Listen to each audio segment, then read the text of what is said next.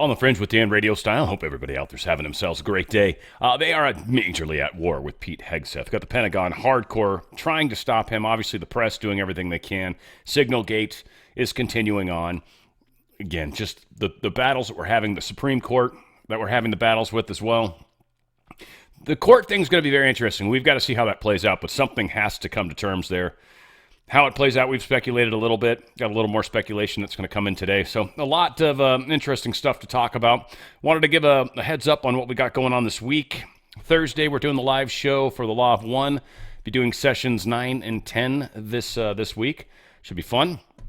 Also Friday, I've already got my music pulled and recorded at this point, frankly. We're going to be doing a grunge alternative 90s 2000s kind of thing. Like we've got like Live, we've got STP, we've got Blind Melon, Collective Soul. Good stuff. We've got a good mixture of stuff that I think you guys are going to enjoy. So that's the live show we do. Both shows are Thursday's show is 3 p.m. Pacific, 6 p.m. Eastern. Friday show is the same, 3 p.m. Pacific, 6 p.m. Eastern, 5 p.m. Central, 4 p.m. Mountain Time, if it matters. So, yeah, we've got a lot to talk about with all of that this week as well. Let's get into it and see what we find. Tori says, started this off, we're starting off anyways, with something she said that I resonated with, and I thought it was a good place to start. She says, polarization and tribalism are fracturing our society, diminishing grace and mutual understanding. We often condemn others for their mistakes, withholding redemption while clinging to resentment due to being hurt by another's actions. Yet, no one is perfect. People falter, some repeatedly, but true change begins within, not through force. By extending grace, we nurture hope that others can grow, trusting in their potential for transformation. Kindness, even in small gestures, can spark reflection, while guidance helps those struggling to find their path. Listening with empathy, rather than reacting in opposition, fosters connection over conflict. But when we've offered chances, heard others' viewpoints, and still face disrespect, we can walk away knowing we tried. Choosing grace, kindness, and understanding over anger frees us to build unity where division once stood.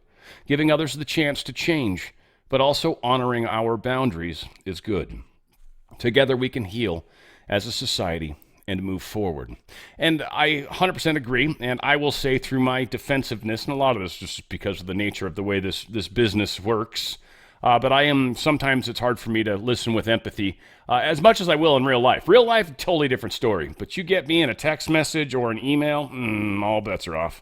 Because it's just too hard for me to appreciate what the individual's coming at me with. I don't have any facial tics to go, right? Like, I just don't know. And sometimes people write stuff in a very dry kind of way, and it's hard to understand what the hell they're saying. Are they hinting at something? Are they implying something? Is that just my imagination? Right? So, not as easy necessarily.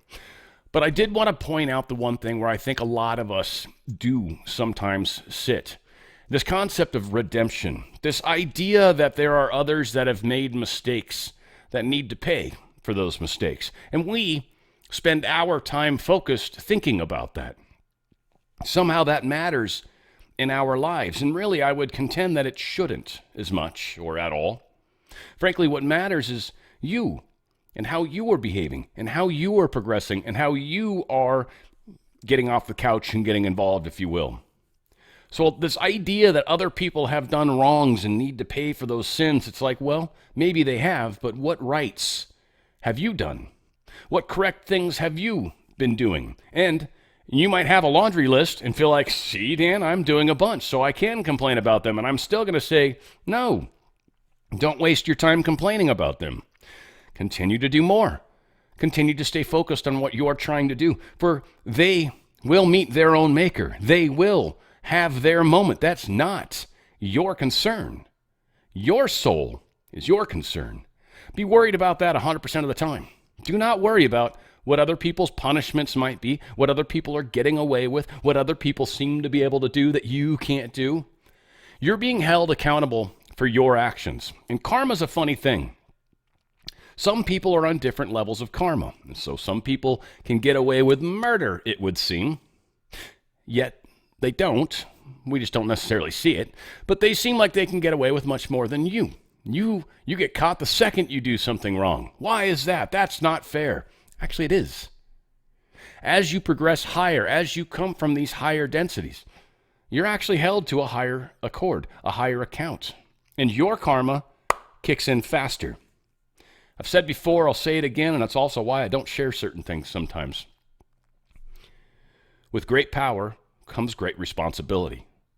And there are many knowledges, there's many lessons, there's many things that we can learn about and can actually make us very powerful individuals. But if we are not morally ready for that, we can use those powers inappropriately.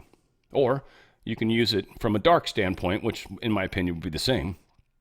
And if you don't know what you're doing and accidentally use it in a dark manner, it's your karma. It's your soul that's going to get besmirched because you don't understand what's happening. So again, we've all got to kind of grow and evolve. And through that growth and evolution, we will learn new things, we will understand new things, and we will progress to new heights. So worry not about what others are doing. Worry solely about what's your impact, what's your involvement. How are you involved in this? Because another person's soul is not your concern. It's God's, right? So, something to think about. In March, Russian President Vladimir Putin gifted Donald Trump a mystery portrait. And so he hadn't talked about it. He hadn't shared it. My guess is that it was because it was going to immediately be spun as trumpets in bed with the Russians. Well, of course, the picture has come out. The individual who did the work was a Russian citizen. And when Trump was shot, he saw that moment where Trump stood up with the blood in his face and pumping his fist and saw that for what it was, an amazing leader, and had essentially chills, if you will, running down his back. So he was inspired to do this painting. Now, CNN, of course, talked to him, and, well, they've released the painting, probably, again, with the hopes of besmirching Trump. I think it's a beautiful picture. I think it's something to be proud of, and I'm sure Trump is. It's pretty awesome. He did the blood really well, too, around the side of the face, and that was an amazing moment in our history, one that could have gone very differently. So, powerful. Pope Francis's funeral is going to be held on Saturday in St. Peter's Square. Francis, 88, died on Monday after suffering a stroke, we've come to find out, and then he had cardiac arrest. It ended an often turbulent reign in which he repeatedly clashed with traditionalists and champions, the poor and marginalized, and brought in all sorts of crazy, which I guess is what they mean by marginalized. Yes, this was arguably one of the worst popes we've ever had, but I will say Pope John Paul II is really the only one I'm all that privy to. He was the Pope most of my Catholic life, if you will. So, I don't know. But the Vatican did release photographs of Francis dressed in his garb, in his casket, which I believe they bury all the popes under the basilica. Again, they've also got that crazy serpent room, and there's a black pope. Kim Gogan actually did an interesting thing. Now, again, I don't necessarily know what team she's playing for. I know a lot of people would assume it's the good guys, and just what I know about Marduk, and that was her boss. I don't know, but whatever. I enjoy watching her stuff because there's usually some interesting information in there that she shares. Talking about the Black Pope and the way that process works, she actually had some pretty good stuff on one of her recent shows today. So cheers, Kim. Good job. Pope Francis' funeral is going to be held Saturday this week. This week, which is good. Of course, Trump told everyone to put their flags at half-staff. Trump is expected to attend, we've come to find out, and he supposedly announced this. We've also got it here in Truth. Melania and I will be going to the funeral of Pope Francis in Rome. We look forward to being there. Now, this is just crazy talk. I'm just throwing it out there as another interesting thought process. You know, since Trump has become president, he's not gone too many places. I'm not sure if I think he went one place and I don't know. I think he did beforehand. I don't think he's gone anywhere since he's been president. And I think there's some security reasons for that. So I found it to be very interesting. One, like he'd never go to Ukraine. Like Trump's not going to Ukraine because he would probably get assassinated, almost guaranteed. There's like no way. So it is interesting that he's going to be going to this. And I partially thought, I wonder if that's part of the smokescreen that I was talking about yesterday, too. Like, I wonder if this is sort of meant to get Trump in the air. And maybe, at least, if he's in the air, they can do something about it. Now, quite sure Trump is going to be traveling with quite the entourage in the air. He will have escorts, I would say, the entire way. There'll be refuelers that'll probably be able to help with that process, but I am assuming they're going to go very well protected. So I'm not sure how and what and why, right? Again, we can only speculate at this point. This is a pretty cool little quote that apparently Trump said. Faith is more powerful than government, and nothing is more powerful than God. Amen to that. Absolutely. This is pretty funny, the Babylon Bee story here, just to warn you in advance. But Obama judge issues injunction against the Pope. Requires that he come back to life or face contempt. It's pretty close to kind of what's going on these days. And we will be talking about some of that. Now, whether it's related or not, don't know. We had Klaus Schwab step down, obviously the same day the Pope dies. That's interesting timing. And I would say along the lines of also interesting timing, Queen Sonja of Norway has been hospitalized yesterday, the 21st, the day the Pope died, 7 breathing problems, which is also similar to what was going on with the Pope when he had pneumonia prior to, which many say he died a while ago, months ago. But there's many that would suggest he probably died with the pneumonia too. So who knows if the Pope's been dead a long time or not. Could have been, couldn't have been. I don't know. Frankly, they're telling us now that he's dead. That's what we're going to roll with, right? So if for whatever reason, it makes sense to do it now. But it is interesting that the Norway queen is having some health issues right now. This is also, well, emblematic of the deep state, the Democrats, sorry. Tomato. Minneapolis police chief rips a sweetheart deal for state employees, Teslas, the vandalism. So this dude that worked for the governor that was vandalizing Teslas has 0 jail time. And this has caused felony level damages to several Tesla vehicles. Minneapolis Police Chief Brian O'Hara said his department did its job and gave prosecutors a case that documented more than $20,000 in damages to at least 6 Tesla cars that were carried out by Dylan Brian Adams. Mr. Adams even admitting to keying the vehicles. But the Hennepin County Attorney's Office said it decided against filing criminal charges against him and instead opted for pre-file diversion charges because they reduce his likelihood of becoming a repeat offender. You know what helps repeat offenses from happening? Busting the hell out of somebody and making a message to everybody else that thinks they can get away with this. In Minneapolis, I would hate to own a Tesla. Whether you're a good guy or a bad guy, you better put one of them stickers on that car that says, I voted Democrat, or I voted Democrat before I bought this, or whatever the hell. Like, I don't know what the sticker says, I forget. It's essentially the same thing that I did this with Joe Biden, but kind of different. Because, frankly, you guys have a major problem there in Minnesota. Texas, you got some problems going on in Texas, but nothing like Oregon, Washington State, Chicago, or Illinois, New York, New Jersey, Colorado. I think I said them already.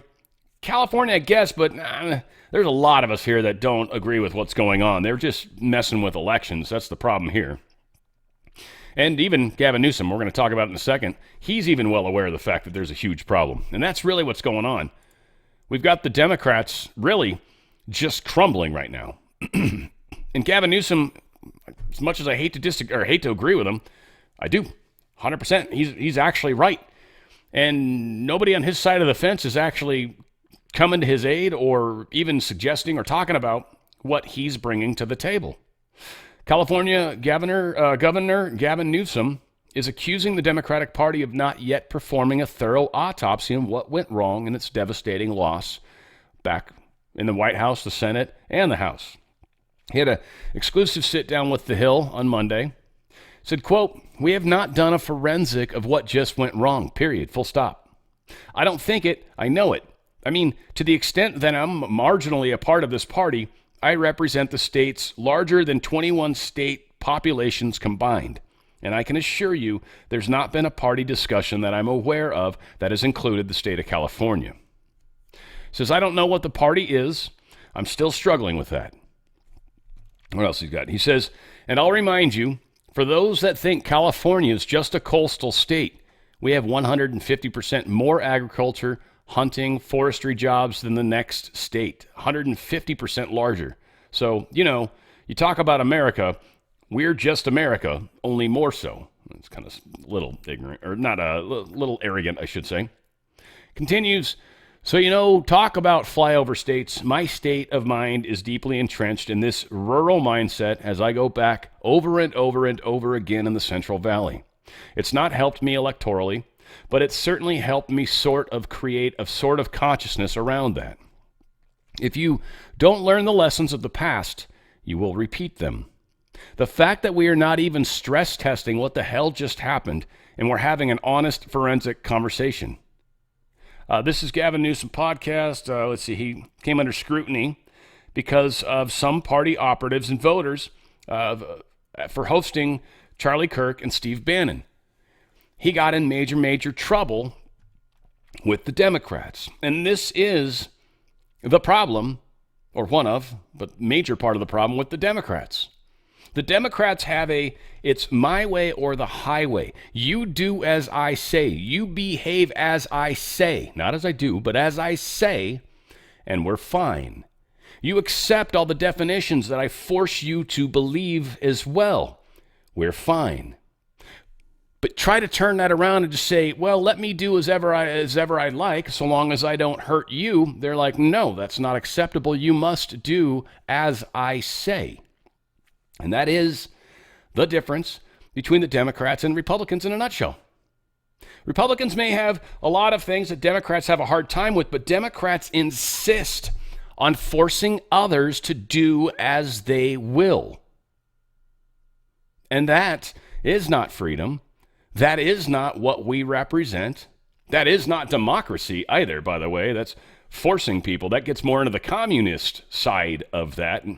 And even in the case of communism, it's the state that decides it, not the popularity. Most people in China would not necessarily attack their own fellow human, though they're afraid not to, and they're oftentimes rewarded for doing that. This is how this socialist, communistic way of thinking happens. So Democrats, he said, wanted it to be a debate. Take the guy down as opposed to those two voices having a disproportionate impact on the voice you're hearing every single day. Like, essentially, you should be fighting them rather than giving them a chance and talking about that. What are you doing? They were saying. So maybe we should pay attention and at least express a desire to absorb and learn from what they're doing and how successful they've been. And so I'm testing that. At the same time, I am being tested by it because the reaction has been a little more bumpy than I even anticipated. It's great. It meets the moment. It meets the zeitgeist, the energy, the governor said. It's what people want. But the energy it's causing problems in the Democratic Party. In the Democratic Party, that's where the energy is. And I intimately understand the nurture coming from the Bay Area and sort of progressive politics. But I don't know that an electoral victory from a prism of 2028 lies there. I'm not convinced of that. But I admire their willingness to step into the void, to distill a sense of well-being, the spirit, sort of restore a little bit of pride in the Democratic experiment party. So I do admire that. And you can see a reflectiveness. The crowds are extraordinary, and there's passion, and people are anxious and scared in a profound way. And he also says, because I think I'd be unfair in answering that. What was he asked? He said in the interview, Newsom was also asked about the biggest mistake former Vice President Kamala Harris made.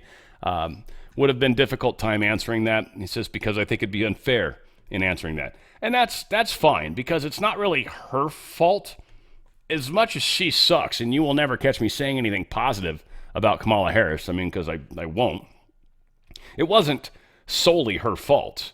It was the Democrat Party's fault. And his point in there, somewhere up there, he talks about how he doesn't know who's actually running the party.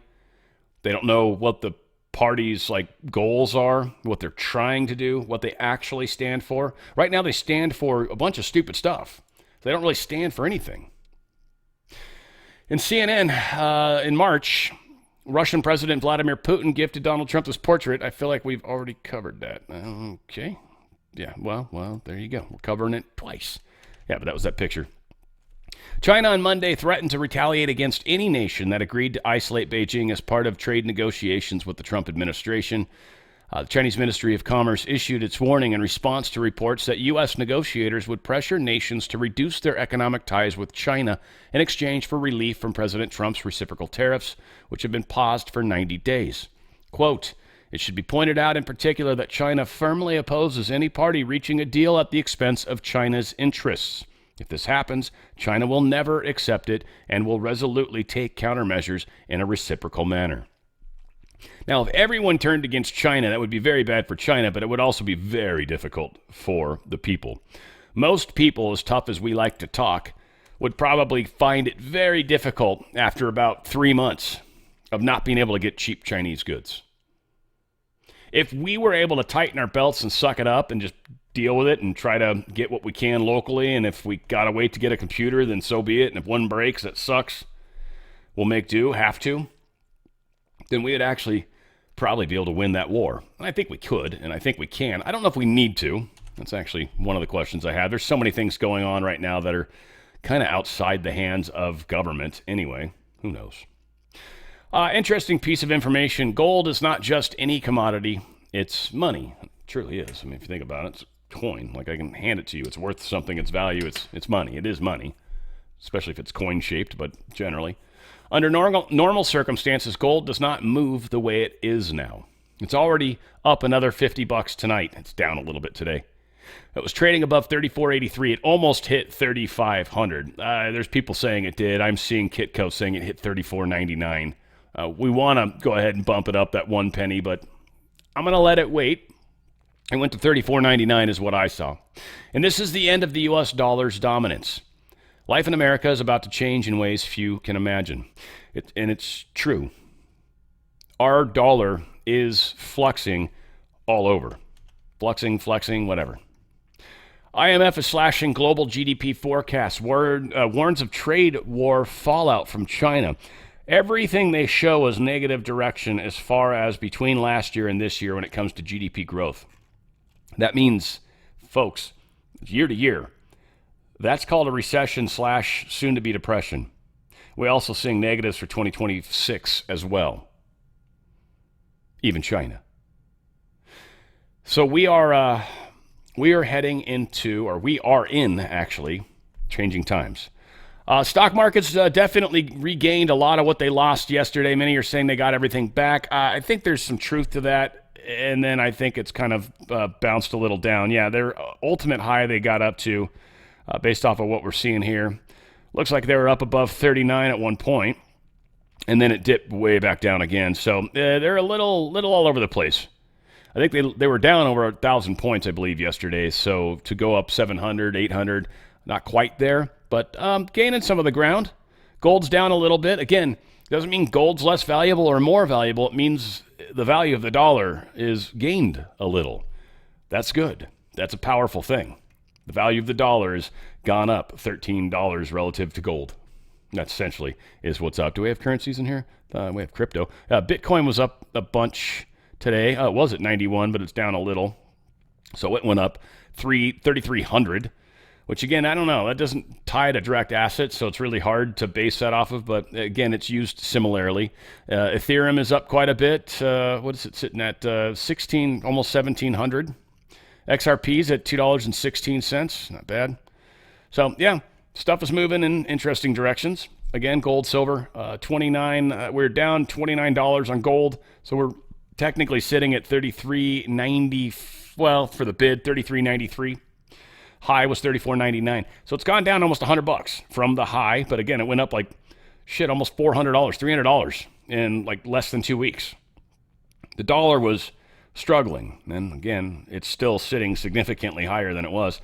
It's funny, is my girlfriend, I gave her a little bit of cash a couple of years ago when she was going to the Philippines, and she was, pick up like a gold bracelet. Like they have 24 karat there too, so it's kind of cool. You can get something that's like jewelry, but it's that soft gold. It's the good value gold. The gold that's actually orange, kind of more similar to like what it looks like in here. It's kind of that more orangey. I don't even know if that's technically 24 or not. I think it is. But you can't buy 24 karat necklaces here in the States, at least. I think was it 18's the best you can get. and it's just it's not pure gold. So it's kind of interesting how that worked. And she went and bought some stuff, and we were looking at it, and she had the little scale, and we knew the price we paid, and it was the number of grams. And I was, I'm sitting up, I think, $1,300 from even what we paid basically retail for gold, and I'm sitting up $1,300 on that just one thing. I think I spent $3,000 US. I wanted to get a nice bracelet. I was never planning on wearing it, but it's something that's invested in gold. That's worth an extra $1,300 on top of what I paid. It's close to $5,000 right now, and I didn't pay that. So yeah, the value is going up, but it's because the value of the dollar is going down. Look, there still might be time to get out of that system. It's up and down, up and down, up and down. All I suggest is you get the ball rolling, you get it started. If at the time where you need to sign, that's where you ask them, you're like, look, how quickly are you guys going to be able to get gold and get all this to happen? Because, stock prices are changing daily. They'll tell you the honest answer. And they can get it done quick. Goldco's awesome. They've got many connections. They've got many suppliers for the precious metals, and they literally are buying precious metals. I would definitely look into it. I would definitely get the ball rolling and then see what happens. See where it's at the day that they're ready to pull the pin and make your decision at that point. You've got a chance to still protect your precious metals. You've got to, or your wealth, your precious wealth, frankly. And there's expectations that the price of gold is likely going to go higher because of what's happening to the dollar. And currencies like China specifically is buying up just grips of gold right now. Bunches of gold they're buying up. People know what's up. Gold stored value. It's legit. Go to drslikesgold.com, drslikesgold.com. Get out of that system before they get out of you. And at least make sure you get yourself far enough along in the process where you can say, you don't want to do it, or I better do this, or who knows. Because, I don't know how much longer we got where this up, down, up, down, up, down doesn't just spill into something else. We know Trump wants to blame the Fed. The dollar's going to be a big part of that. Trump's doing everything he can to increase our strength in the world, and he's doing that through bringing assets here. Again, it's not so much having a bunch of dollars as it is having the ability to create and manufacture things that you can then trade to other people, whether you're trading on dollars or trading on U.S. banknotes or trading on whatever, gold, silver. But at least you've got the asset. Kind of one of the things I've really banked on. Like, I've got the ability to make money. I just know I can. I can do any number of things. I got a lot of skills and talents, and likely, hopefully, can keep doing what I'm doing here. And whether we're using treasury notes or dollars or whatever, I can continue to make whatever the heck they take to pay bills. So there's something to be said about your ability to create wealth, no matter what system we're in. It's the wealth that we have stored that we want to do the right stuff with, right? You don't want to just give that to the deep state, and you certainly don't want to just lose it into the ethers. So yeah, precious metals is a great example of one place you can store that wealth. No longer welcome to be alive is what a man has threatened Trump, Elon Musk, and Tesla owners. He had a declaration of war, emails that he claimed newsworthy killings were coming. Colorado man, shouldn't be surprised. It's either Oregon or Colorado, right? Maybe Washington State, maybe New York, but generally Colorado's a good place to guess right off the bat. Dude got arrested. He's going to spend some time in jail, most likely. Authorities responded to a situation on Monday at Trump Tower in New York City where police took a 30-year-old person into custody after there were reports that a disorderly person was on top of an elevated surface in the building. The individual's motive was not immediately clear. Reporting from Olia Scootercaster described the suspect as an emotionally disturbed person who had attempted to get access to the roof but was stopped by authorities.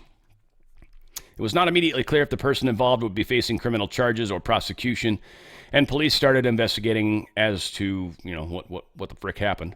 So during the incident, a hostage negotiation team was actually called to the scene. The person involved was stopped on the 5th floor and apparently was arrested without too much incident. Neither of these videos actually shows anything that shows the person at all, just a bunch of cops standing around and crap, so they're not necessarily helpful. Just know that. Extinction Rebellion activists have vandalized a Tesla showroom in Manhattan, spray painted F off Doge, and we do not consent to protest Elon Musk's influence, particularly his role in the Department of Government Efficiency under Trump administration, which they view as anti-climate. This is very odd. So this dude who has electric cars that are everyone's besties for the climate thing, right? Even though they aren't and they're extraordinarily dirty, but not specifically Tesla, just all electric vehicles. It's all kind of weird that they're going off on him. Now, again, it just demonstrates that these people aren't actually mad about the global weather or whatever, or the global, what do they call it, the climate. It's not about that, obviously. It's obviously political because Tesla represents the right thing to do for the global climate thing based off all these nut jobs. The only reason you'd go after Tesla is because he's involved in the government trying to make efficiency, trying to save us money. And so they deem that as anti-climate because a lot of that climate crap is disappearing, for sure. DEI stuff as well, and a whole lot of other junk. So again, this is just bizarre use of people, and most of these guys are probably paid for. Again, it's Manhattan. I know Eric Adams would want to bust them, and I assume the cops would probably do it, but obviously the district attorney's not going to process them. I'm hoping that maybe that's the direction they go, but this is still vandalism. This is still a crime. These people not only should get busted and put in jail for a period of time, they should be fined and have to pay to have this cleaned off. Even if it's water-based paint and it comes off easily, you're going to get the best window cleaner you can find, and they're going to come in and clean all these windows. That ain't going to be cheap, all right? And maybe it does come off easy. Cool. Then for them, it'll only be like a $3,000 bill. But if it is hard to get off, it's going to be a $20,000 bill, right? They're going to have to use all these chemicals. That's a lot of window, a lot of storefront. This is the people. Here's some great stuff around Pete Hegseth. So this NPR story that has been floating around, Carolyn Levitt posted this. She said the story is total fake news based on one anonymous source who clearly has no idea what they're talking about. As the president said this morning, he stands strongly behind Secretary Def Hegseth. They're desperately trying to get Trump to fire this guy. And Trump's not going to do it. He's not taking the bait. He'll take the bad press. He doesn't mind. That's the funny thing about this. That used to be a way they could manipulate, but not anymore. Now, of course, we know there's a little bit of the fight going on with the Pentagon. Now, we've got Hegseth here talking about these allegations against him, and he rebuffs them, of course. At the beginning, it was left-wing reporters from The Atlantic who got a hold of it and then wanted to create a problem for the president. This is what it's all about, trying to get at President Trump and his agenda. Now, here at the Defense Department, because, Brian, I want this to be very clear. We take the classification of information very important. It's very significant to us that we safeguard it. And so when we had leaks, which we have had here, we did a serious leak investigation. And through that leak investigation, unfortunately, we found some folks that we believe were not holding to the protocols that we hold dear here at the Defense Department. Through that investigation, they have been moved on, and that investigation continues. As a result of that, everything we do here is above board, trying to make sure that we safeguard information. In this point, those folks who were leaking, who have been pushed out of the building, are now attempting to leak and sabotage the president's agenda and what we're doing. And that's unfortunate. It's not what I do. It's not how we operate. And so you've got another allegation being pushed again, not based on how we're operating around here. We're for the warfighters. We're for the president. And none of this is based in reality. I think that's all Trump wants. He's like, just get out in front of the cameras and talk about how this is bullshit. And he's like, that's fine. I'll say that I support you, and you tell us how this is incorrect. And there you go. So Defense Secretary Hegseth rebuffs this. I feel like I've got this twice, huh? That's pretty good. There you go. Oh, yeah, this is the NBC story, too, that they're still running with, by the way, which is kind of funny.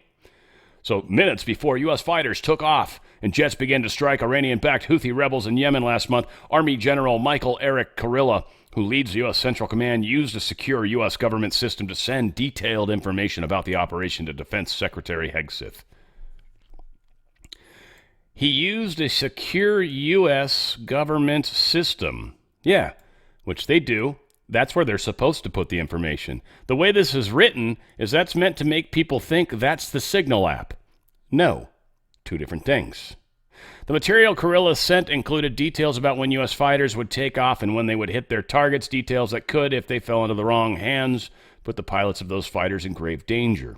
But he was doing exactly what he was supposed to do, providing Hegseth, his superior, with information he needed to know using a system specifically designed to safely transmit sensitive and classified information. Again, not Signal. They have an internal system. Anything that's put in Signal, they've already admitted to us, needs to be put in that system. That system's where it goes. Now they're talking about this. He used his personal phone to send some of the same information. Some of the same information. What, that we're going to be hitting the Houthis? That's some of the information. It's not top secret. It's not a secret to anybody. This whole story is nonsense. It's NBC News. It's why we can't trust them. Can't trust NBC, the flagship, because obviously MSNBC did not fall far from the tree, did it? NBC. That apple of MSNBC fell right next to you all because y'all suck too. So we're going to continue to hammer you. ABC, CBS, horrible. CNN, horrible. Political, horrible. Reuters, horrible. Axios, horrible. We're going to continue to call them out over and over. These agencies will not survive this. So, yeah. And he's like, no one's texting war plans. That's not happening. It's just stupid. Army suspends commander after Trump, Vance, and Hegseth vanish from the command board. This is actually funny, really. I mean, it's disrespect to the highest order in the armed forces. But the commander of Fort McCoy was relieved of duty after the U.S. Army base failed to install photos of President Donald Trump, Vice President J.D. Vance, and Defense Secretary Pete Hegseth on a wall displaying their chain of command. Colonel Shayla Bays Ramirez was suspended as garrison commander at Fort McCoy in Wisconsin. These are, I guarantee you, all the people that got hired because of DEI. And they're just giving them the chance to do something wrong. And then, we'll go after you. We'll shut you down then. We'll take your post at that point. So DEI person just lost her post. I'm 100% sure it's because she's DEI. Just lost her post.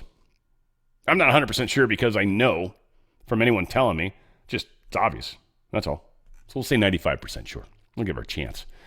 But the suspension is not related to any misconduct, the U.S. Army Reserve Command said in a statement. We have no further details to provide at this time while the matter is under review. She didn't do what she was supposed to do. For whatever reason, they're going to review it. And in the meantime, we're taking your chain of command away because you obviously can't handle doing just the most basic stuff. To put the current president's picture up. It's 3 months after he's been put into office, and you still don't have his picture up, your commander-in-chief, your second in command, and your defense secretary? Something's not right. Now, Schiff has asked the National Archives to investigate Trump officials' Signal use.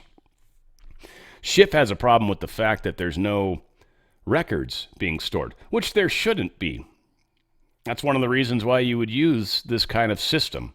Now, I know in government you want to have records, so maybe this other system would be better for that. Signal doesn't do that. Now, again, and this is, I think, part of the whole sucker them in, sucker them in, sucker them in, because these Democrats are just friggin' idiots. They just are. I mean, I typically try to give them credit, but I can't anymore, or at least in this case, because they're idiots.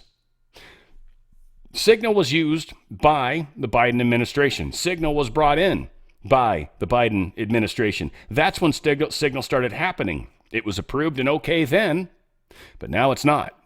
They were keeping secrets from us then. That was fine, but now it's not. Again, all that information is going to come out. And I still wonder if not using Signal is part of the plan, and they need a good reason to have it go away. Because again, we know that mayor chick who is also on the board of NPR, who lost their funding and is also putting out these bullshit stories. She's on the CEO of Signal. So how does that work? Or on the board of Signal. I think she's on the board of Signal, and she's the CEO of NPR. Sorry, I got that backwards. But still. What's to keep her from pulling some strings and getting information released, possibly spying on these individuals' Signal chats. And I'm almost wondering if that's kind of what they're trying to set Signal up to do. So they're intentionally putting information that we got rid of the leakers. All right, let's try this again. Let's put something out that's not top secret, but is factual. And anybody that doesn't really know what top secret information is going to assume it's classified and is going to talk about it because they think they got us. But the problem is, we got you. I think something like that's got to happen, at least publicly. Now, everyone says Space Force knows, Space Force has everything, and they might. But have you noticed how 0 times yet, 0 times has Space Force come out and said, we got the information, here it is. They said they deleted it, we got it. I haven't heard it yet. Not saying they don't have it. I have yet to hear them come forward with info. Have you guys? I mean, maybe I'm missing it. Maybe I'm missing something. Now again, please don't share real raw news stories or something stupid like that with me. That'll just bum me out. Like, at least know me well enough to know if you send me a real raw news story that's making some stupid claim that I'm going to be like, are you serious? You believe this shit? Yeah, you're going to get a friggin' feedback from me.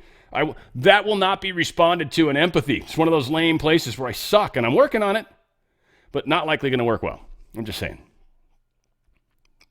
So we've got a bigger problem at work, obviously the courts too. Ugh. We'll get there. Folks, Healthy Home is freaking awesome. It's just awesome. I love this product. Stem cells are amazing, and they help the way they help. The way they help is incredible. And actually, it's funny is prolonged use, one, will continue to repair your body, but you actually start to get some very, very cool, like you start to sleep better. You start to just have general overall better health. Like it's funny. Stem cells are used all over the place. And when you manage to enhance the number of stem cells in your body on a regular basis, you actually manage to help your body repair and maintain far better than it normally can, especially as we age. Stem Active is an incredible product. They've got the pills. I think it's a little bit more expensive. I think they're easier, so frankly, maybe that's all it is, right? You pay an extra $6 or something like that. I think it's easier. And the pills aren't that big. I don't know. You might think they are. I'll pop one out real quick. Well, 3 is not what I need, but I mean, that's how big they are. They're not huge, but I mean, they're good enough, good size. So yeah, take 2 pills or you take one of these gels.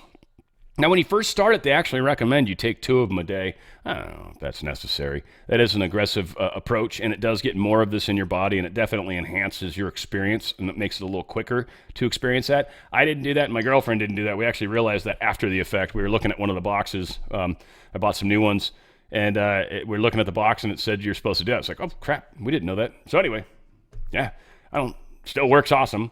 It might just take a hair longer. So Stem Active's amazing. And then you've also got Stem for your pets, which is actually inexpensive. I didn't realize how inexpensive it was. I assumed it was about the same price as the human stuff. It's like a third the price or half the price. It's like way less expensive. This is a way to help your pets. If they've been through surgery or they got any sort of injury or just want to help them heal themselves better too, Stem Active for pets. It gets their stem cells activated.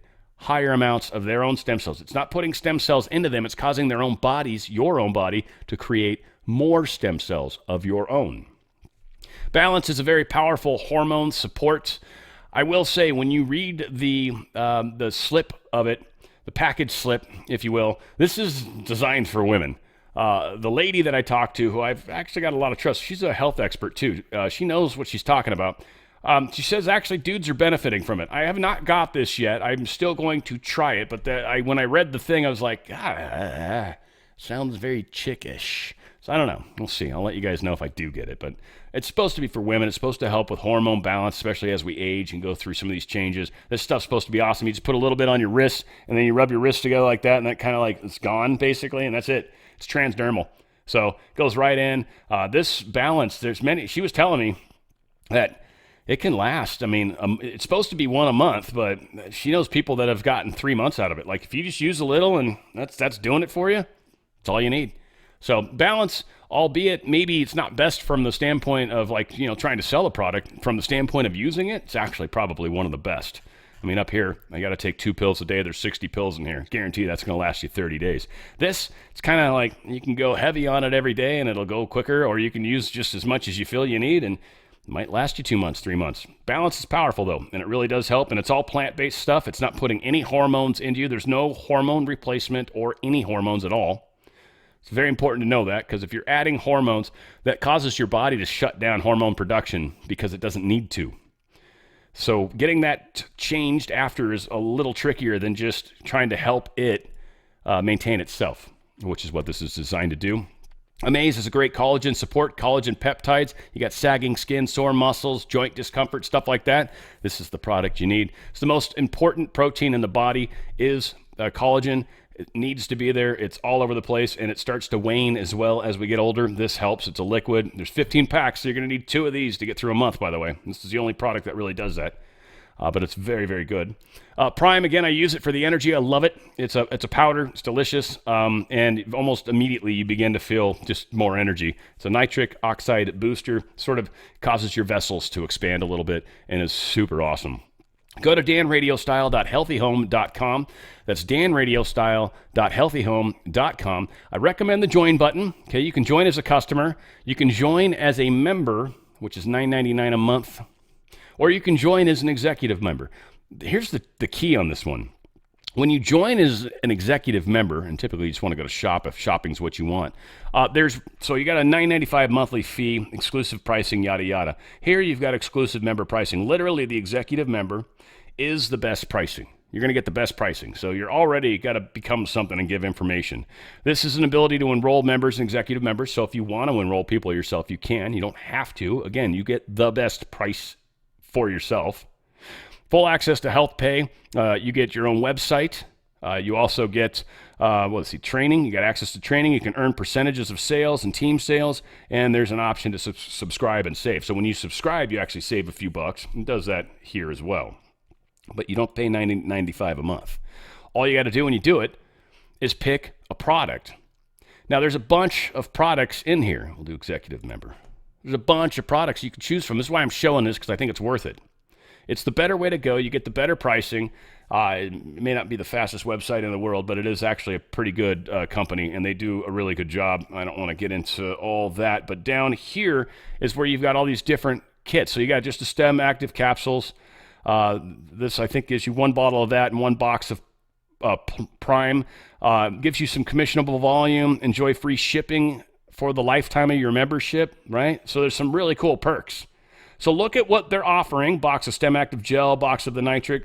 So if you want to get that, that's cool. There's some awesome kits, by the way, that have a whole bunch of crap. Check those out if you're at the means and you want to get some product. If you want to get just 1 bottle of Stem Active, they've got that. It's even priced good. And that gets you in the door. You want to buy product anyway, right? This is how you become an executive member without doing anything extra. Free shipping for the membership of your for lifetime of your membership. Free shipping. Just for buying through this approach rather than paying $9.99 a month. You get the best price. This is the best way to go. I highly recommend you check it out. Here's Balance, $149 only. Here's Prime, $103 only, right? They've got all these cool little packs, all these great little packs. So check these out if you can. If you want to, be a new customer, highly recommend it. And you will be surprised at the benefits you get. But on top of that, you're going to get free shipping, the benefits, better pricing. And again, if you want to bring people on, cool. If you don't, you're still getting the best price. It's an incredible way to go. Go to danradiostyle.healthyhome.com. That's danradiostyle.healthyhome.com.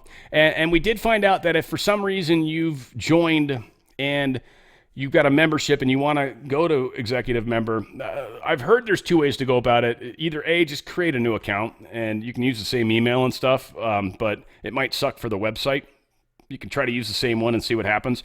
Or you can actually get in touch with corporate, reach out to them for help and say, hey, this is what I'd like to do. How can I do it? And they'll probably offer a way that you can buy the product that way. But I've heard just start a new one. It's significantly easier.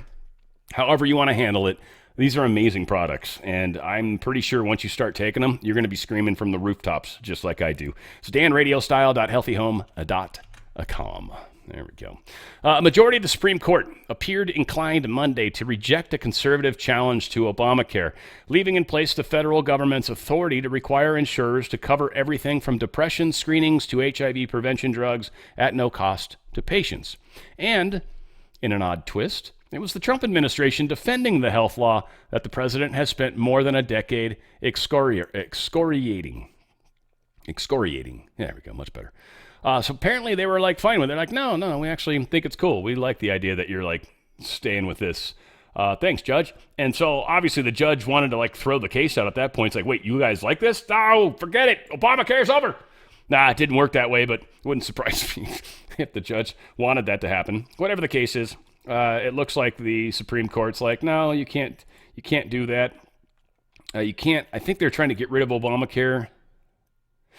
At least the ability of the federal government to require insurers to behave in a certain way. Whatever. We've obviously got all sorts of crazy stuff to talk about here with the court cases. We're going to get into this. Under at POTUS Trump and at AG Pam Bondi, the Justice Department is all in on Operation Takeback America. Yeah, bold effort to get this country back into our control. As opposed to the deep state. Not the Democrats, the deep state. Kind of the same thing, but I think the deep state just makes it a better choice. Since President Trump took office, the Department of Justice has been all in on Operation Takeback America, a mission to stop illegal immigration, dismantle cartels, and protect our communities from violent crime. Week after week, U.S. attorneys across this country, including the 6 border districts, have charged hundreds of defendants with federal immigration crimes.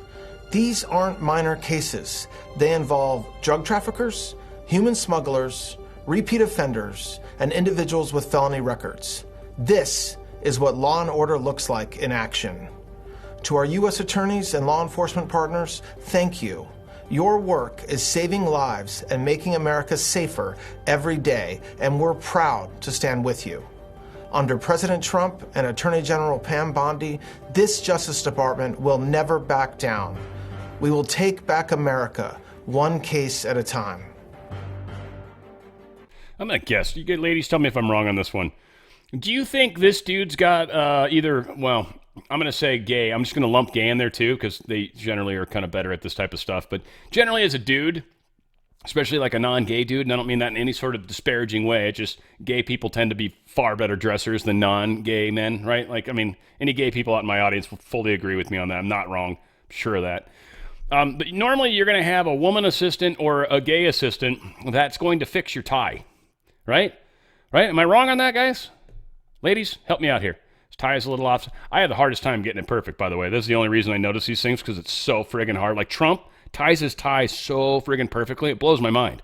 Right? Kennedy's got that super skinny one. It always trips me out, but yeah, like kind of off to the side a little bit. The one side's crinched in, and the other side's a little straighter. Like there should be a little dimple that you put into the tie, my understanding. Again, I don't know. I hate wearing ties, but this one, like he's not gotten help like he should. U.S. military stationed at the border in New Mexico National Defense Area. That's that like thin strip, where they drew the line on the map, that little 60-foot border. It's literally supposed to be 60 feet, like wide.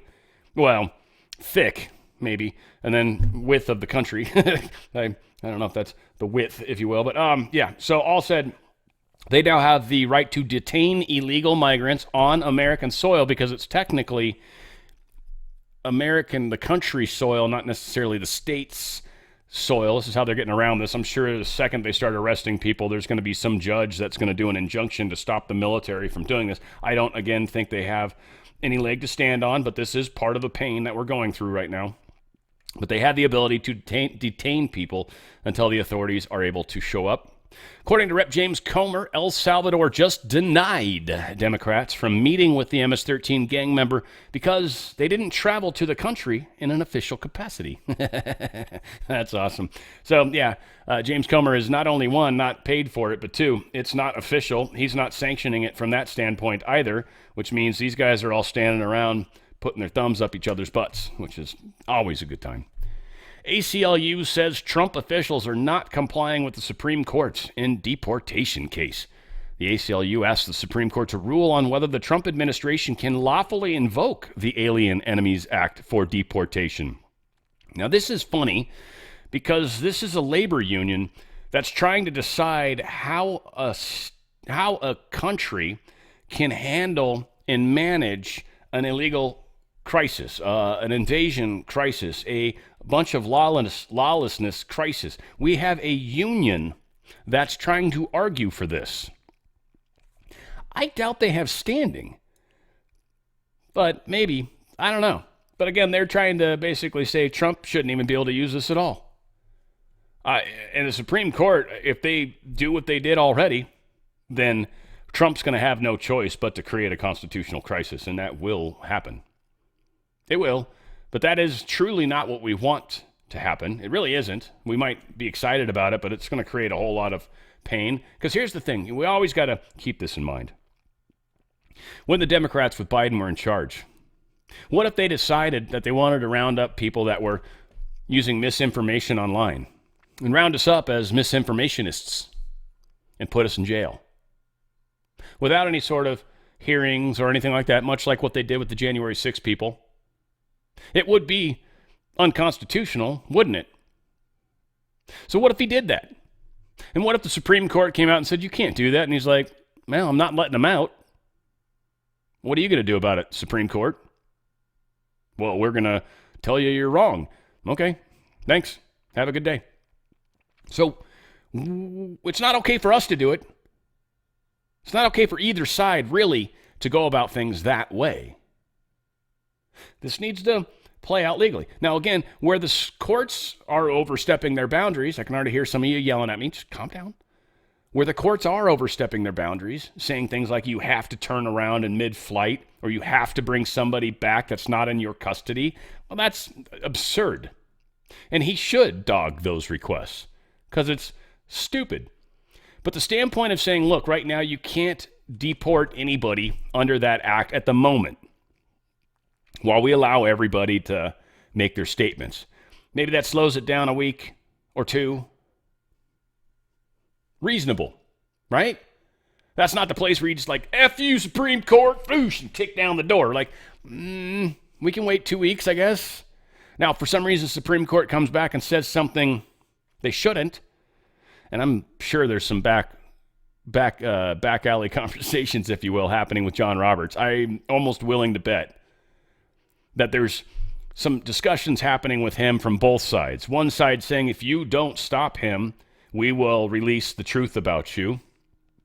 And the other side saying, if you let the deep state win, we will release the truth about you. You see, he doesn't win in either case.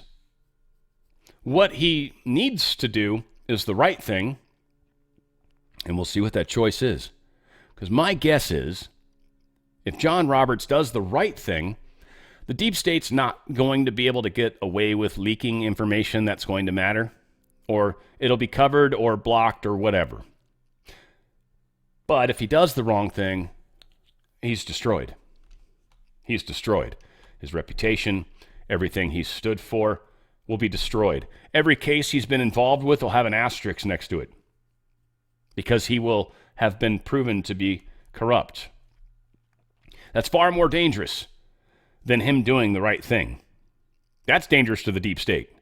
Him doing the wrong thing, that's dangerous for his career, his legacy, his name, his family's name.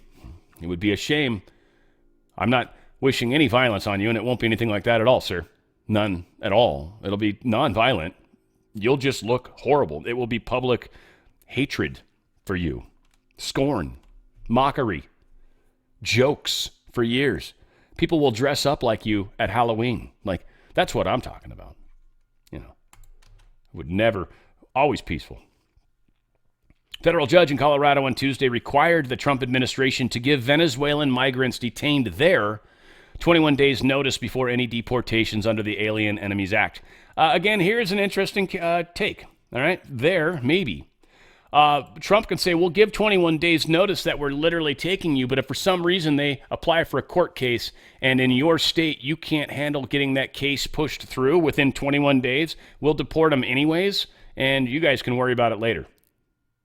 See, that's one of those places where I'm curious to see what he does. All right, we'll tell him 21 days. All right, fair enough. We're going to deport you in 3 weeks. All right, well, it's going to take us 6 months to get a case going. No, we're deporting you in 3 weeks. I don't give a shit what you do. I don't care. You're being deported in 3 weeks. All right? If you can get the case going sooner than that, awesome. And then they're going to try to do an injunction saying, you stop, Trump, you can't do that. I say, look, you told me I had to give you 21 days. I'm following the court's orders. You can't go and change it every 4 seconds.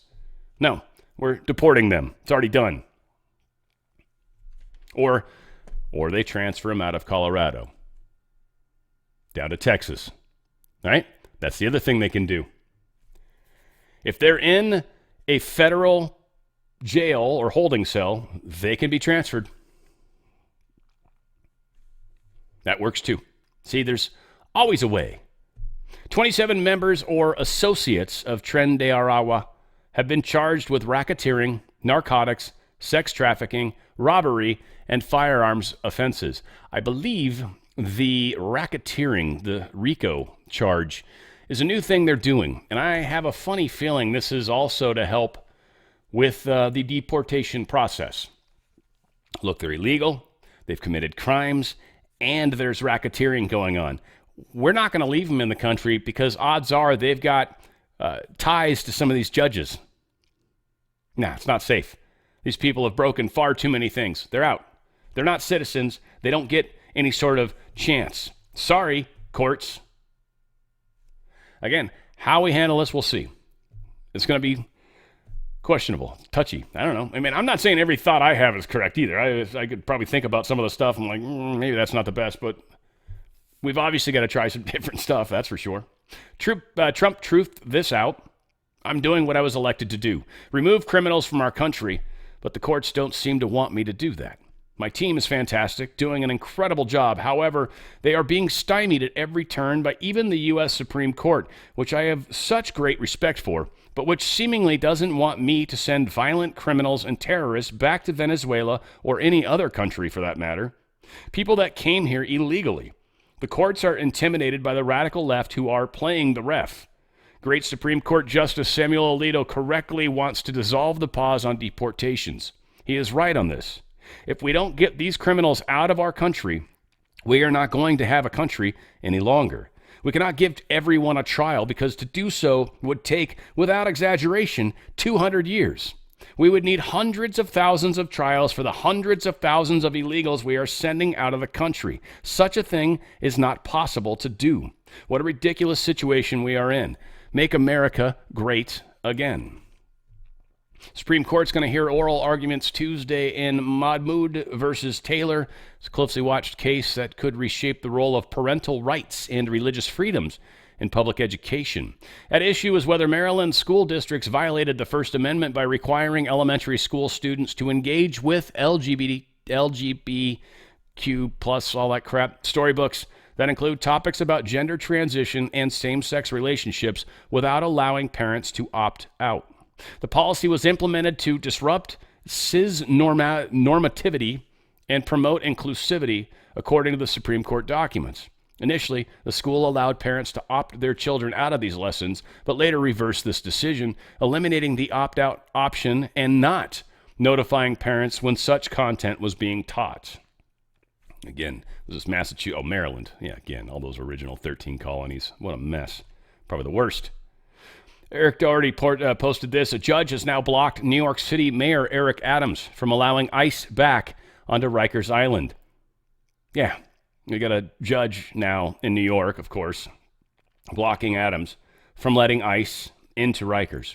He was just giving them like an office space in there and probably some jail space so they could process people. A judge is blocking that. Tom Cotton asked Supreme Court to rein in these rogue judges. Come on, do something about this, he's asking. Said we've already passed legislation to try to rein this stuff in. So he's asking this to, the Supremes, you guys got to intervene. This is ridiculous. Way too many judges right now are overstepping their boundaries. They're taking Supreme Court cases where maybe the Supreme Court didn't spell it out perfectly, and they're extrapolating off of what the Supreme Court said, and we said, well, we think this is what they meant. So, and they're still doing the same thing the Supreme Court said they couldn't do, or a slight tweak to it.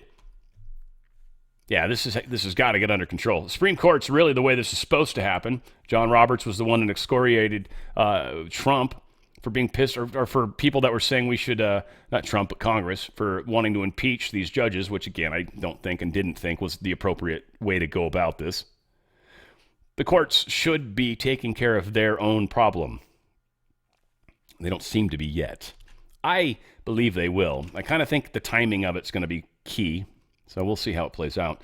Explosive new documents expose a massive government-backed censorship operation orchestrated by USAID, the Global Engagement Center, the UK government, and media firms to manipulate public discourse and silence Americans.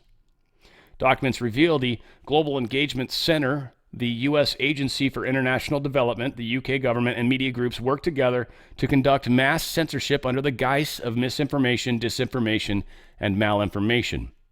AFL obtained the documents through ongoing litigation against the U.S. Department of State's GEC.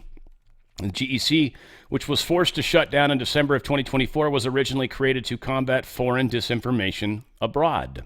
However, through litigation, AFL exposed that the GEC promoted state-sponsored propaganda, using private media organizations to suppress American speech.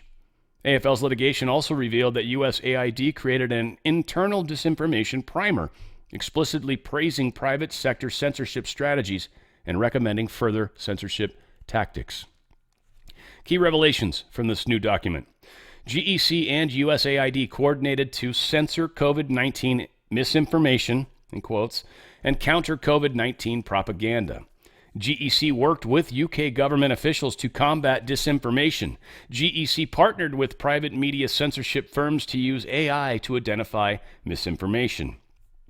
GEC's liaison planner to USAID told USAID that GEC wanted to sustain dialogue and connectivity during these unprecedented times to help counter misinformation surrounding COVID-19. This effort contradicts USAID's stated mission to extend assistance to countries recovering from disaster, trying to escape poverty, and engaging in democratic reforms. Records obtained by AFL show extensive coordination between GEC and several branches of USAID, including TF 2020 COVID-19, Digital Development, Asia Bureau ES Taskers, Asia Outreach, Conflict Prevention and Stabilization Policy, CPS Africa, to name a few.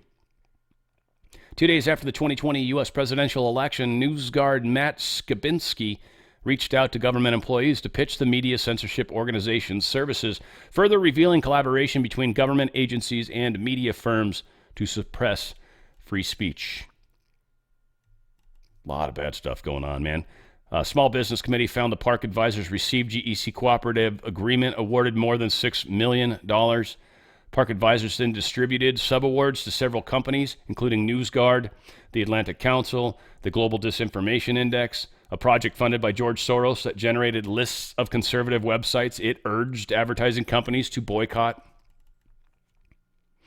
Got the email from NewsGuard's Matt Skabinski shows immediate coordination between park advisors, GEC, USAID, NSA, and DoD in new artificial intelligence and machine learning tools to monitor misinformation.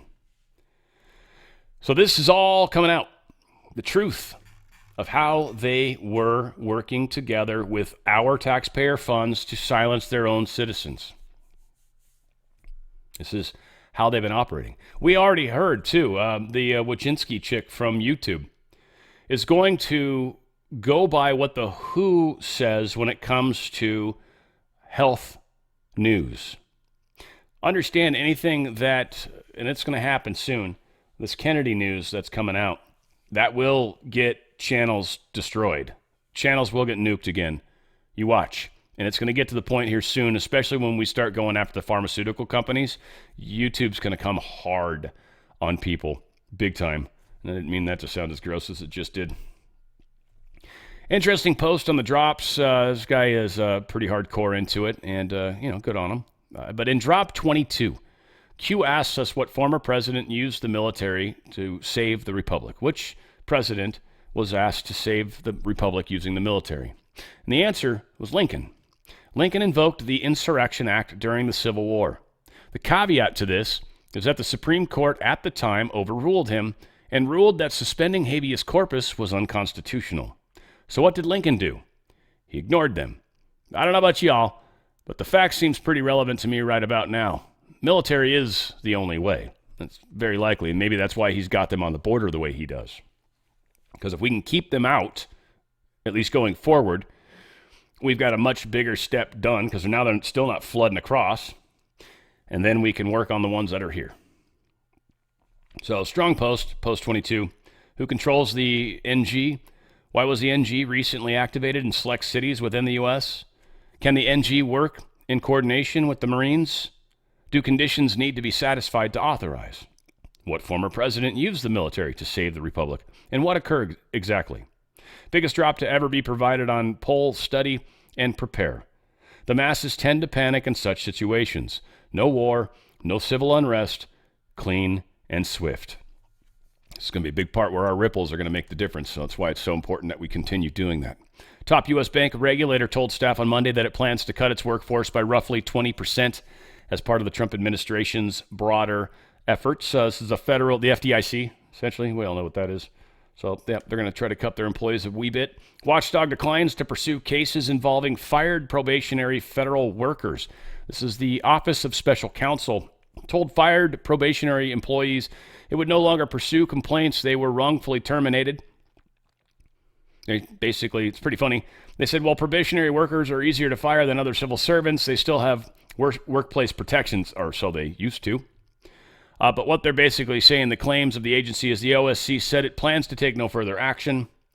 Trump administration told workers they were being fired for performance reasons, even as it embarked on sweeping firings impacting more than 20,000 workers. And the quote from the Office of Special Counsel that even if OSC could prove that the decision to terminate your probationary employment was not based on an individualized assessment of your performance, OSC is unable to pursue a claim that it was unlawful. This is because your termination, in the context of the government-wide effort to reduce the federal service through probationary terminations, was more likely affected in accordance with the new administration's priorities than a decision personal to you. Basically saying, we're not doing nothing. Done. Ashley Biden's charity failed to disclose $500,000 in donations they received. IRS has got a little bit of a complaint going here. But apparently Prince Harry's Archwell Foundation and Silicon Valley Community Foundation, they each reported in their tax forms granting $250,000 to Ashley Biden's charitable venture in 2023. Yet, Ashley Biden's documents don't reflect that. In fact, they show that they just received only $170,296 from all sources that year. $500,000 is definitely missing, or at least 329,000 blah, blah, blah, right? That's strange. And I thought she was the good one. Comer refers former New York Governor Andrew Cuomo to Trump DOJ for criminal prosecution. Pretty big deal. This is Chairman Comer, his quote, Andrew Cuomo is a man with a history of corruption and deceit, now caught red-handed lying to Congress during the Select Subcommittee's investigation into the COVID-19 nursing home tragedy in New York. This wasn't a slip-up. It was a calculated cover-up by a man seeking to shield himself from responsibility for the devastating loss of life in New York's nursing homes. Let's be clear. Lying to Congress is a federal crime. Mr. Cuomo must be prosecuted to the fullest extent of the law. The House Oversight Committee is preparing to fully cooperate with the Justice Department's investigations into Andrew Cuomo's actions and ensure he's held to account. Who wants to bet Pam Bondi's going to follow through on that? Hell yeah. Raphael Warnock slapped with ethics complaint. He's been living free in a $1 million luxury home. I love the way they describe this luxury home. $1 million, I mean, in Georgia, it's probably a pretty decent home. In California, it's like, a shanty. But the three things they label as like this is how rich people live. It was like, I don't know if that's fair.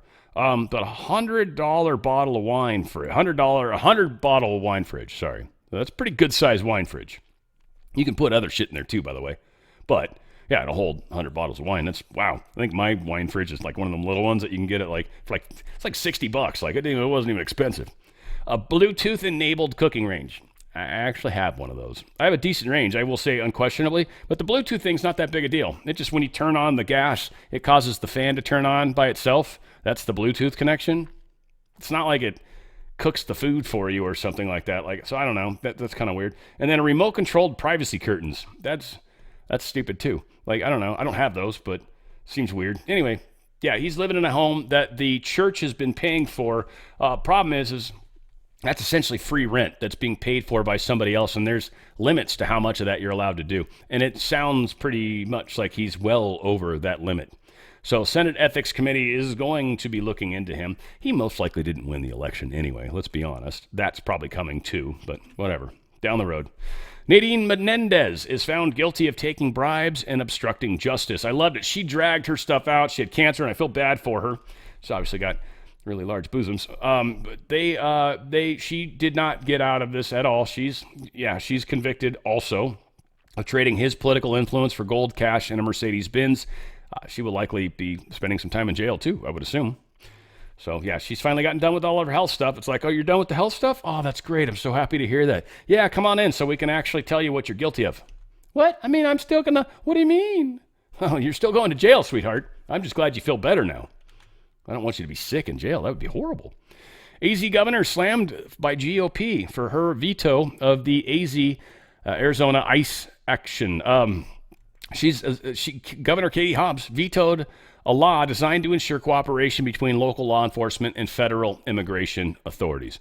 So again, Democratic Governor Katie Hobbs doesn't care about you, Arizona. Not trying to help you get rid of criminals, is she? No, she's only interested in people that aren't citizens. Cares very little about those of you that are. It's interesting where we're at. That is kind of an emotional argument, by the way. I'm acknowledging that, but it's true. Los Angeles, California, Mayor Karen Bass tried to strike an upbeat tone as she delivered the bad news Monday. And this is Breitbart putting this. So this is what is so funny to me. So this is a right-leaning or center-right-leaning article, right? And so Karen Bass is just saved $1 billion through her own effort in Doge. She saved $1 billion. Now, I mean, let's be honest. We know she cut a whole bunch of people in fire department. We just had major fires that burned down an entire neighborhood. That likely wasn't a good idea. And she's now cutting, I think, 400 LA Police Department jobs.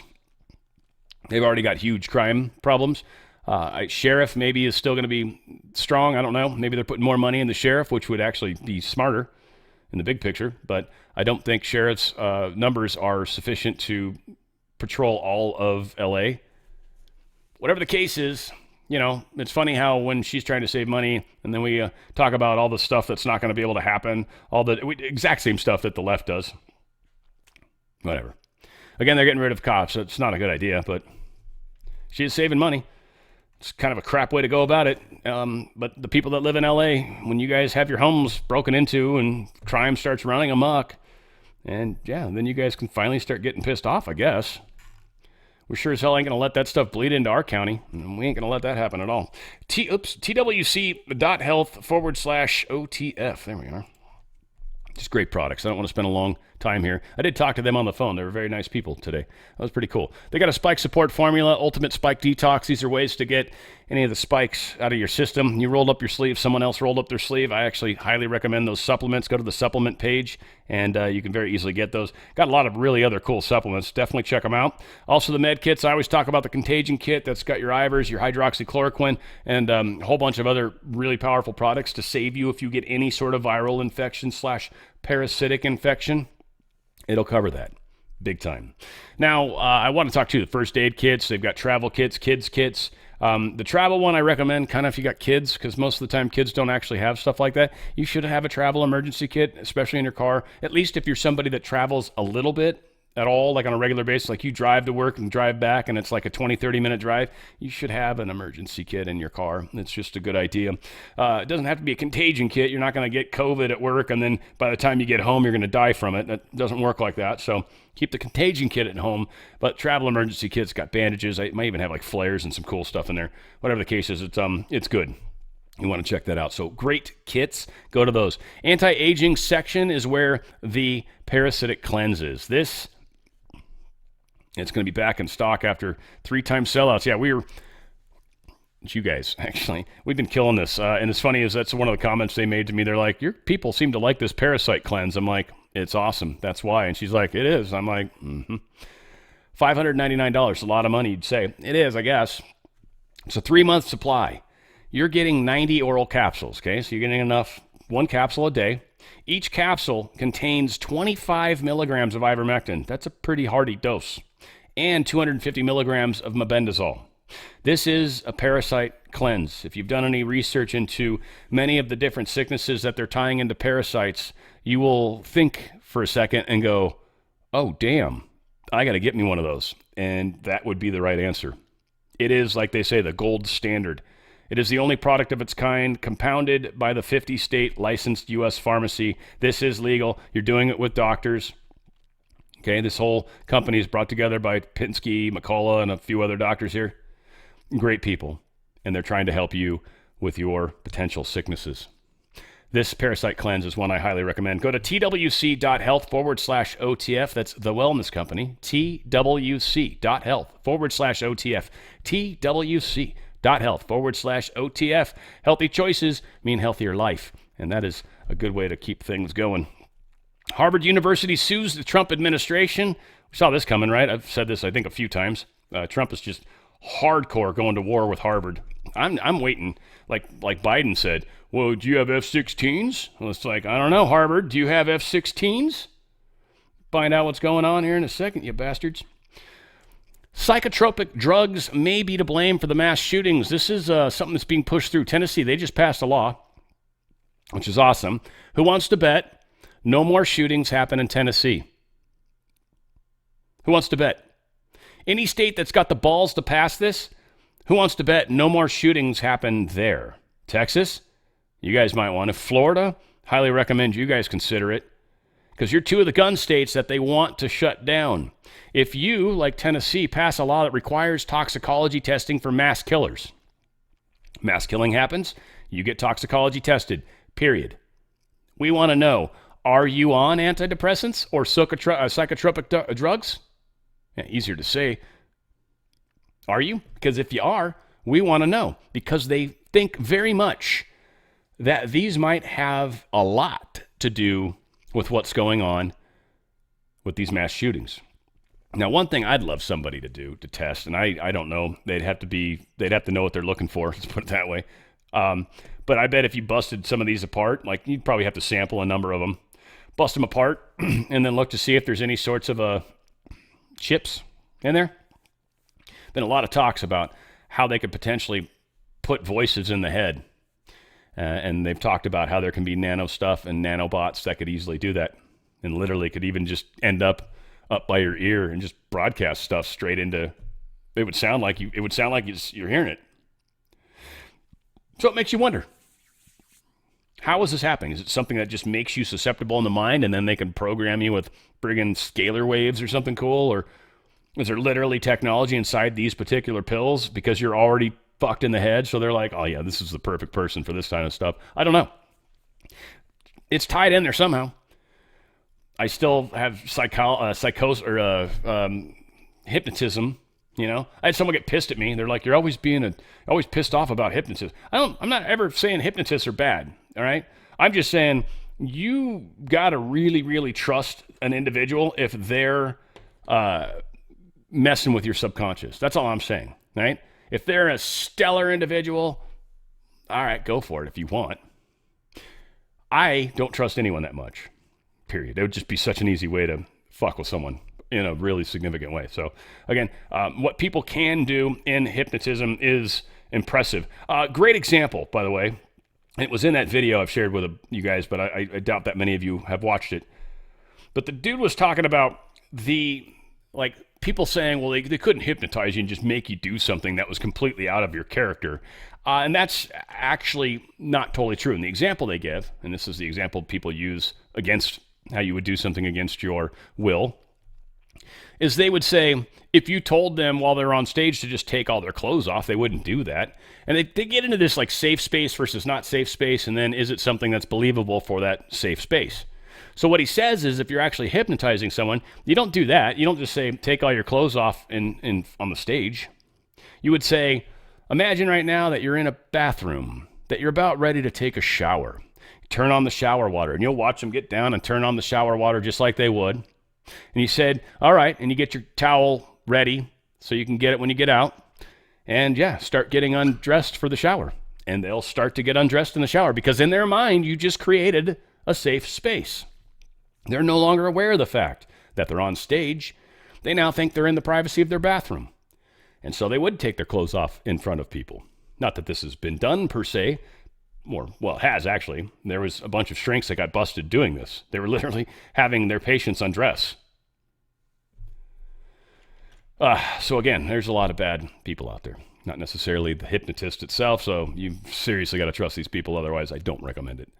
Trump administration is going to announce a plan to remove artificial food dyes from the U.S. food supply. This is good stuff. We need to see that happen. Don't need to get on all the specifics. Too many of them, really, frankly. I want to see it happen, then we'll talk about it. Just a bunch of words otherwise.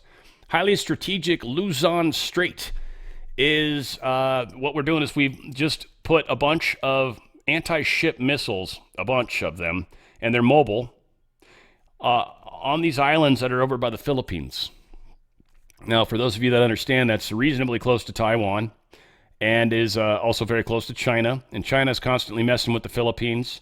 We're creating I want to say it's just, is it east? I want to say it's east of the Philippines is Guam. So that's a major area of ours. So a lot of stuff going on. And what we are doing is pretty crazy. And these, I don't know their range. Their range is pretty far, 220 miles. Let's see, Philippines, roughly 220 miles across its narrowest point, this Luzon Strait. So this is the strait here between Taiwan and the Philippines. Yeah, there you go. So any Chinese ships that come down here, we would have the ability to probably hit them. These, I want to say these things are over 100 miles. It's definitely a cruise missile. It's got the scoop on the top. I believe they're extraordinarily low flying. They are like less than 20 feet. So any ship that maybe gets hit by them wouldn't even have a clue that it's coming until it's very, very close. Unless there's AWACS flying by China, which there would be. But those are also high prioritized targets too. We've got missiles that could hit them. We've got technology that could take down an AWACS, probably from space. So yeah, it's kind of crazy that we've got all this stuff going on. The Ship Interdiction System launcher deploys into position aboard the Pacific Missile Range facility, Barking Sands in Hawaii. And they've got some obviously elsewhere as well. So yeah, these are pretty significant weapon systems. That is true. Donald Trump said he'd just spoken with Prime Minister of Israel, Bibi Netanyahu, relative to numerous subjects, including trade, Iran, etc. Call went very well. We are on the same page of many issues. Government, this is kind of weird to me, I guess. I mean, it's good that it's happening, but the government of Israel has allocated billions of shekels to rehabilitate Israel's south after the Hamas attacks in 2023. They still haven't done anything to fix this stuff, which maybe because they're at war. I guess that's probably part of it. But yeah, just total carnage, and they've done nothing to really fix it. So I guess they finally spent some money or are spending some money to clean this mess up. EA-18G bristles with rare 4 anti-radiation missile loadout on a Yemen mission. Yeah, this is electronic warfare. It's basically an F-18 that's got a whole bunch of electronic warfare crap put on it. In the case of these, though, these are anti-radiation missiles. We used to call them HARMs, the AGM-88 HARM.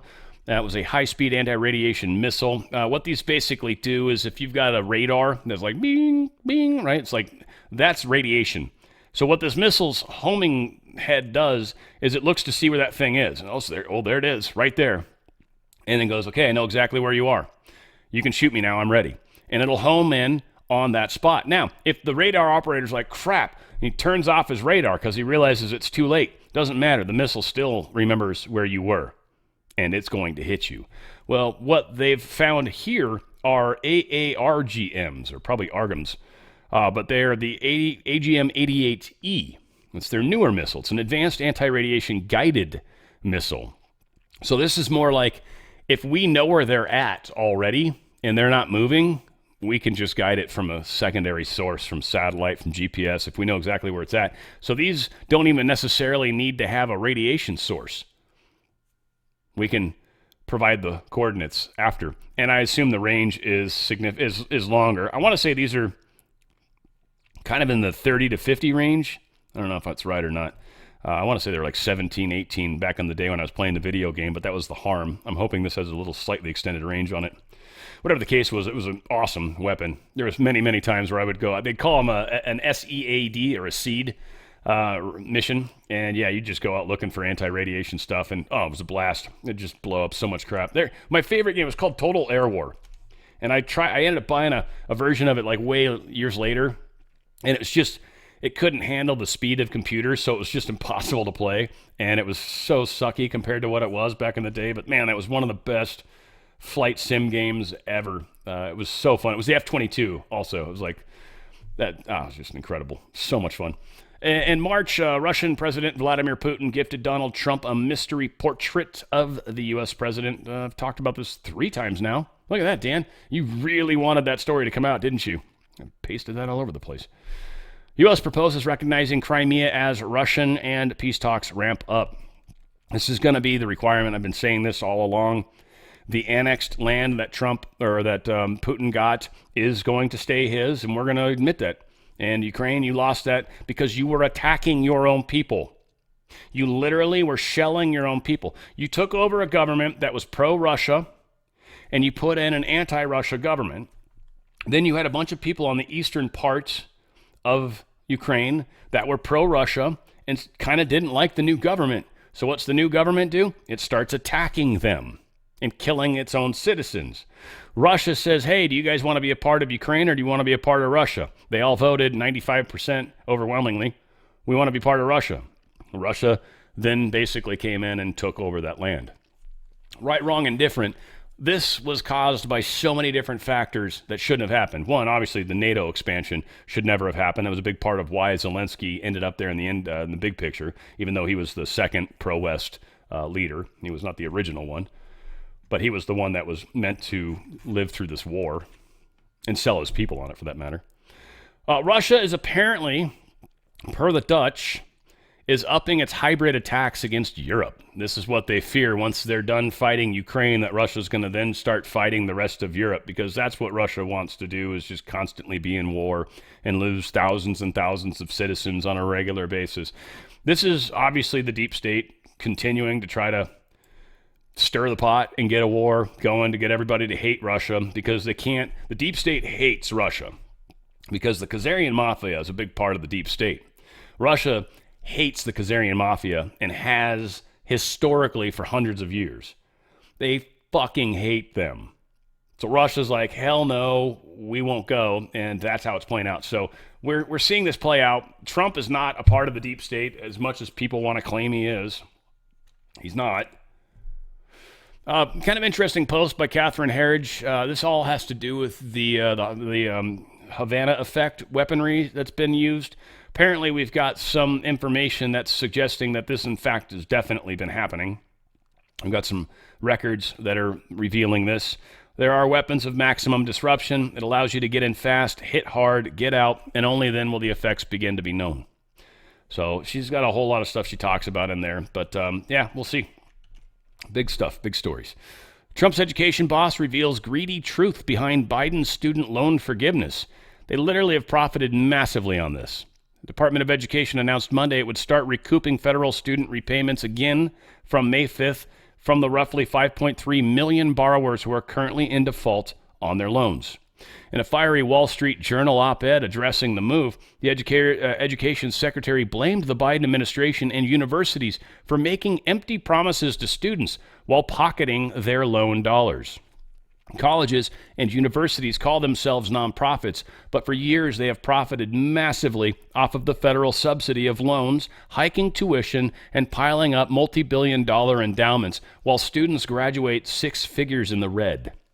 A widely cited 2015 study found that for every dollar of increased federal caps on subsidized loans, colleges raised tuition by 60 cents, meaning every time they raised the amount of money that the government would approve and hold and help to pay for colleges, they'd say, all right, here's $1,000. Well, 60 cents of every dollar, $600 essentially, is what they would raise the tuition. So as the federal government raised its number, so did the colleges. They raised their tuitions. That's why college tuitions, one of the many reasons, but why college tuitions have gone through the roof over the past 10 years. Many of the degree granting programs that qualify for student loans are worthless on the job market, but colleges continue to accept students to these programs and encourage them to borrow to pay for them. Accountability is a two-way street. As we push to hold students, borrowers to account, we will also push colleges to be responsible and transparent. Pretty powerful words. She says she's announcing the end of this dishonest and irresponsible policy. We will conform the department's repayment options to federal court decisions and end the Biden-era practice of zero interest, zero accountability forbearances that are pushing borrowers into loan delinquency and default. Said on May 5th, we will begin the process of moving roughly 1.8 million borrowers into repayment plans and restart collections of loans in default. Borrowers who don't make payments on time will see their credit scores go down, and in some cases, their wages automatically garnished. And those people will probably not making money anyways because they've got some stupid degree in DEI nonsense. I want to remind you guys, of course, of two of the wonderful people that are kind enough to make merch for me. Love it. Yeah, we picked up one, I think. If you guys like the Dan I Rather shirts, I certainly got a bunch of those. I wear them. The easy way to get there is to go to bonfire.com/Dan-I'd-Rather160. There's a link in the description, but it's on the screen there, bonfire.com/Dan-I'd-Rather160. And a slash and a dash are two different things. They're cool. And then also, of course, a good friend of the channel as well. That is doing the Truth Thread stuff. So that one's easier to say, truththread.shop, truththread.shop. Whole bunch of different shirts there. The Great Awakening, the stuff for specifically my channel. Got the hat, which I'm wearing right now. We've also got, of course, the cool Trump mugs up here. And we've got the OTF versions down here. I think this one's got the... Oh, no, it's got the Great Awakening on it. It doesn't have the flag. This one's got the Great Awakening on the front and the digital OTF flag on the back, which is super cool. It's also what's on the back of these. So very good stuff. Also got some specialty type shirts. We've got the stuff for 9/11, 7th building, and there's a whole lot of information on the backs of these. We've got the when Trump was shot, was it July, 13th or whatever it was? Anyway, the 6/11 was the time, and that goes to the Ephesians 6:11, which is the fight, fight, fight, put on your armor of God, all that stuff. It's all tied in there. And also the 5G warfare is the other specialty shirt. And again, you can get it on the hoodies, the long sleeve, tank tops, t-shirts. Pretty much all the shirts come in all those choices. So it's certainly a lot of fun. So go to truththread.shop, truththread.shop. Make sure you want to get some cool merch and hopefully send some pictures to me if you got that. All said, we've got many, many things happening, and they're happening quickly. Stock market's up, down, up, down, up, down. Again, we've talked a lot about it. I don't know if it's too late or not.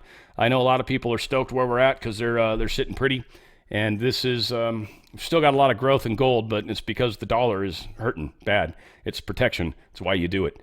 And it very easily transfers into wherever we end up. That's also a very cool thing. No guarantees that your Bitcoin's necessarily going to transfer over. It might, it should, but gold will for sure. They back currencies by these denominations, so that's a guarantee.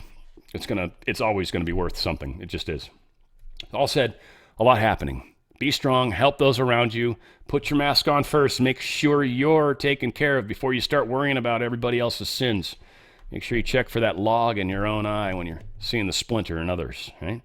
We have to be on our game, and know thyself is the most important piece of advice I can offer. We talk a lot about that, by the way, in Law of One, which, again, Thursday, 3 p.m. Pacific, 6 p.m. Eastern. And, again, the music show is going to be a lot of fun. Alternatives / grunge / like 90s, 2000s rock, I guess. It's pretty fun. I got really good music together. The final set I was really proud of. I actually recorded it twice. The first time I had to switch the order. It just didn't have the right feel to it. And when I re-recorded the second recording of it with the order modified, yeah, I was tearing up towards the end there. It was just, I was feeling it. It's pretty buzzed at the time too. That's part of the fun part of recording these is I get to enjoy that experience with it. So anyway, it's a lot of fun. I'm looking forward to this. I hope you guys do as well. Please join. That said, more news coming tomorrow. Where we go one, we go all. It's on the Fringe with Dan Radio Style.